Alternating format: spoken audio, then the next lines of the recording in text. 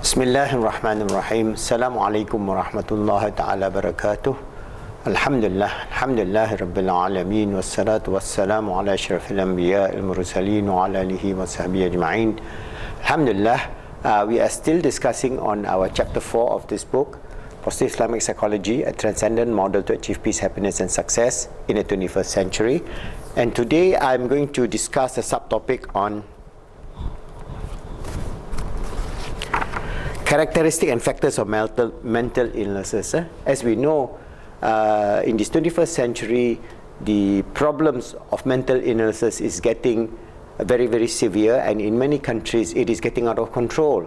And it is due to many factors that we are seeing in terms of the psychological, the genetics, the epigenetics, the social environment, the physical environment, and all aspects of our interaction with the environment today, as we see in the 21st century, which is artificial.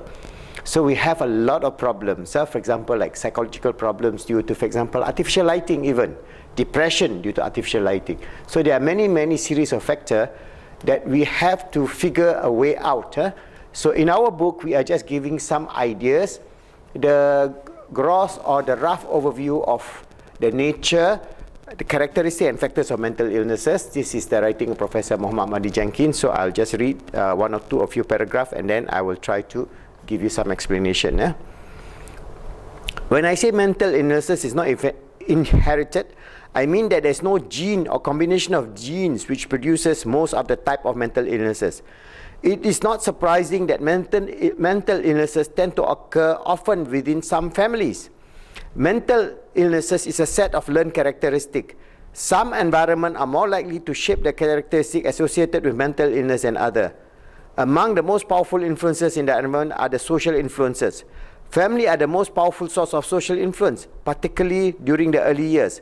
Families that have a history of mental illnesses have within their makeup more of the influence, mainly social, which produce the belief and behavior of the mentally ill. All right? This is very controversial because some geneticists, for example, or evaluation, there are some psychologists that uses the gene as a precursor, or for example, some of them who use, for example, other means and other tools within the scientific preview feels that this is not a fair statement. Here we are not giving just a paintbrush that, okay, bad families equal mental illnesses. All right, there are this physical environment that is brought up, the social environment, the intrasocial environment, the internal millennium of that person, because basically we are talking about his or her total realms of existence. That means his spiritual, what is the nature of his spiritual existence? What is the nature of his emotional existence, his heart, his mental existence, his physical existence, and the totality of the interaction between his or her consciousness with the family, with the society, with the community, with the world, and with the universe. So there are cascades of issues that we have to tackle to understand. So this statement is a very general statement.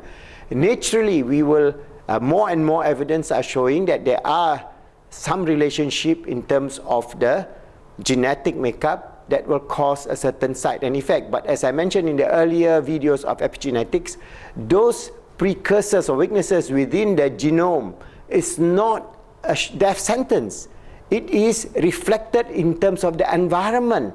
Even the diet will change your physical and psychological environment. So within epigenetics, we know that the replication of the DNA, RNA copies that is put in a situation where, for example, they did experiment with rats that has this gene towards depression. They have those rats, that they have already laboratory design.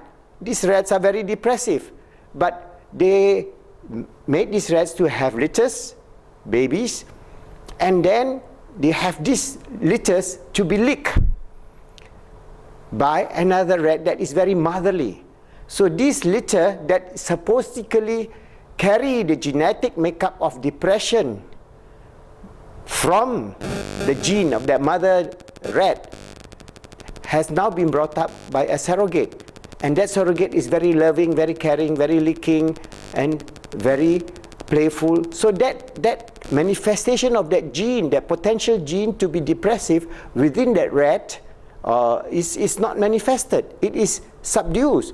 And they did a study also that if this litter now grow up to be an adult, which does not manifest that gene, if they have litter and their litter are brought up well, after 3 generations, the gene, due to the influence of epigenetics, the gene within this set of 3rd or 4th generation rat has switched off this effect of the depression. So you can see that within even the realm of genetics, we know that we are getting closer to understanding that there are naturally weaknesses in the gene that has certain point of trigger.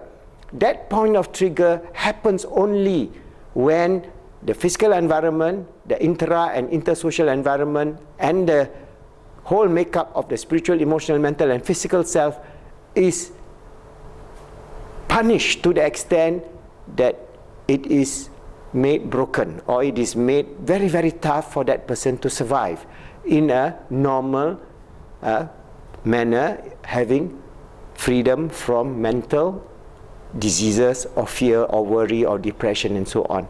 So these are experiments that have been carried out, but what is important is for us to understand that most of all, that Allah subhanahu wa ta'ala created us with the potential, with the abilities.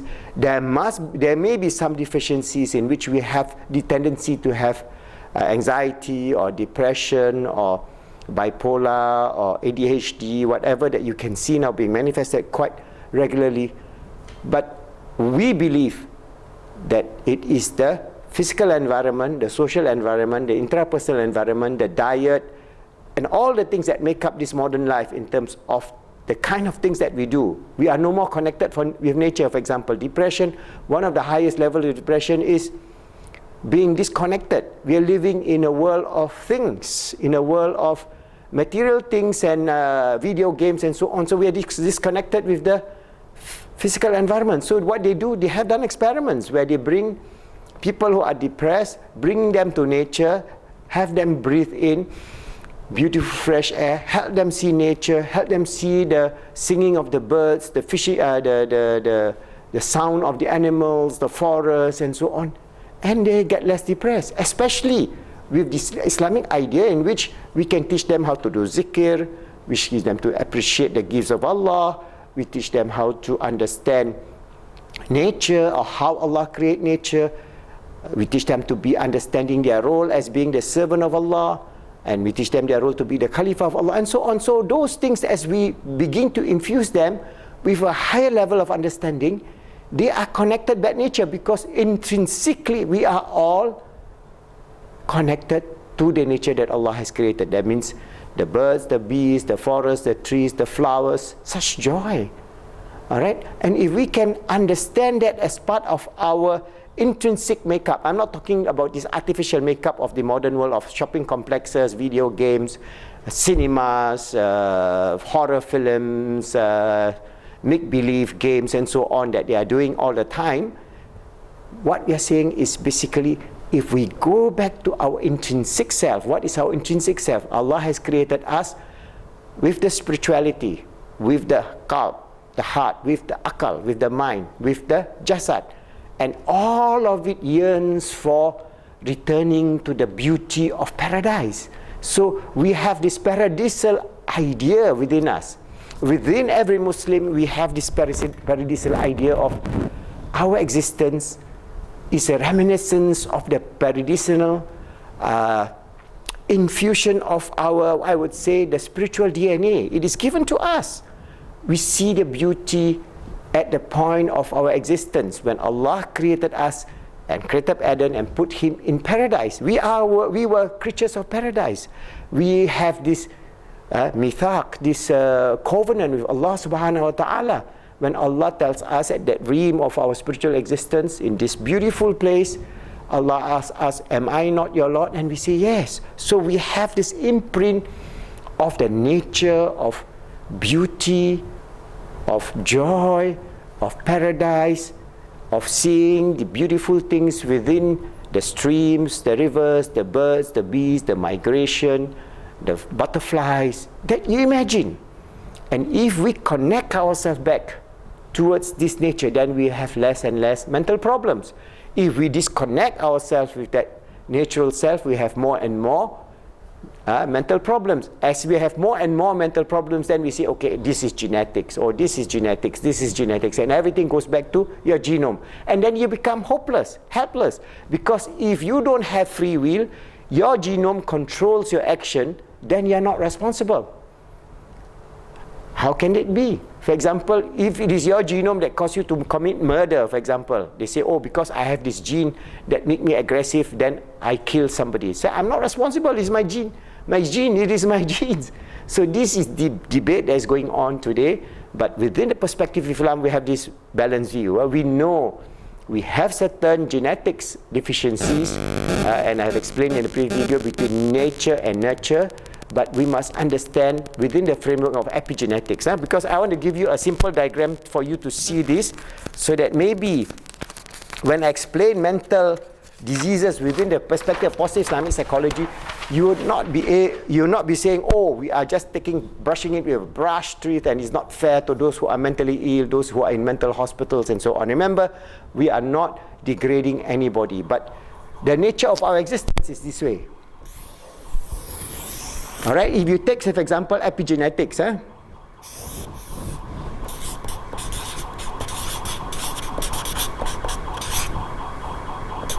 you have epigenetics. This is, we have our genes,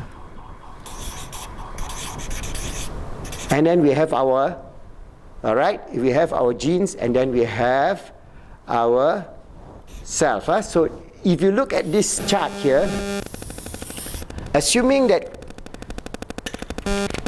whatever that we do on this life, okay, of ourself, all right, this is our manifestation of ourself, for example. This is our self. So our self consists of the SEMP, right? I've explained to you the spiritual, emotional, mental, and physical self. So this is what we have. These are the weak genes. For example, we have genes, weak genes. We are genetically weak. We may have some problems and so on. So, but it constitutes maybe 20%. Our self maybe constitute 20%, but epigenetics constitutes 60%. So the manifestation of your weak genes is dependent on yourself in terms of the environment. What are the environment? Okay. Your spiritual environment, your emotional environment, your mental environment, your physical environment, and this cascade, as I tell you, from the self, next level is family. All right, then community, then society. So this cascade. So the sum total of all this input goes back to you, and this then manifested into situation that you may have a family that may be prone to certain mental diseases or mental problems because they are linked to these genes. All right, we cannot deny that. All right, so these two play a part. But if we can use epigenetics, then what we do is we use these understandings of epigenetics. We use this whole positive lifestyle in terms of our spiritual, emotional, mental, positive. This is positive, spiritual, emotional, mental, and physical self. In terms of society, in terms of example, if I mentioned to you, we try to go to nature, we do meditation, we do reflection, we do prayers, we do all kind of things. We are changing our genes. So these weak genes get smaller and smaller and smaller. And after 3 to 10 generations, this gene become non-existent. So this is beautiful. These are all neurosciences. So we are not cast in stone. If we have a mental problem, we can overcome it by understanding how we are going to change our spiritual, emotional, mental, and physical environment within ourselves, within our family, within our community, and within our society, and use it to overcome these weaknesses. Failing that, all right, we may have to take medication and all that kind of thing, which is okay. But to make sure that this second, third, fourth gen of the same family does not have the same problems, we go back to the science of epigenetics and have this positive lifestyle, and there are many research showing this whole thing, directing to it, how we switch off the weak genes and switch on the strong genes. And inshallah, by understanding that the genes does not in any way is cast in stone, Allah has given us the free will for us to have a good life, to have a wonderful life, free from mental problems, diseases, fear, worry, depression, and other problems. So inshallah, if you understand this basic diagram, you can see how we can treat people with psychological problems in a way that is scientific, but is in a way related to the beautiful holistic way of life of Islam, always striving, knowing that we are a paradisal being, a being of joy, of beauty. We come from paradise. We are a spiritual being living in a temporary physical world. We are programmed with this paradisal beauty and joy that give us a balance, and inshallah we'll achieve the fullness of our life, being the Caliph of Allah, striving to make ourselves good, helping others to be good, and making the world good, inshallah.